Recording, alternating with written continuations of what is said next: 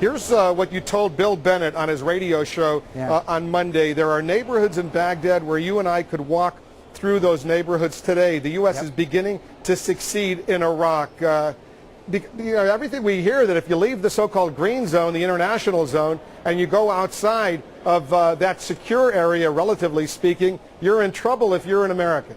That's where you ought to catch up on things, Wolf. General Petraeus goes out there almost every day in an unarmed Humvee. I think you ought to catch up. You see, you are giving the old line of 3 months ago. I understand it.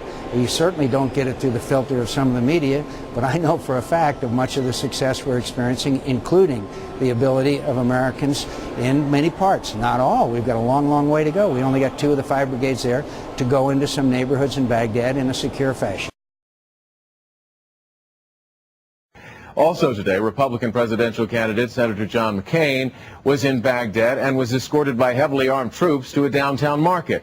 He then insisted a U.S.-Iraqi security crackdown in the capital is working.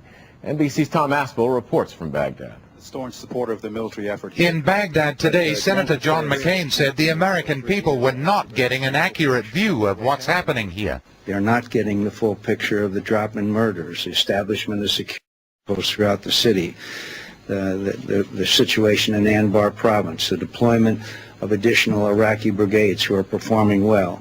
McCain fielded a question about a statement he'd made last week. That you said there are areas in Baghdad that you can walk around freely. Yeah, I just came from one. He and his delegation had just spent an hour walking around an open-air market. The U.S. military, which provided stills pictures, told NBC News the market was a 3-minute drive directly across the Tigris River from the Green Zone, and that McCain's delegation was guarded by more than 100 American soldiers with 3 Black Hawk helicopters and 2 Apache gunships overhead.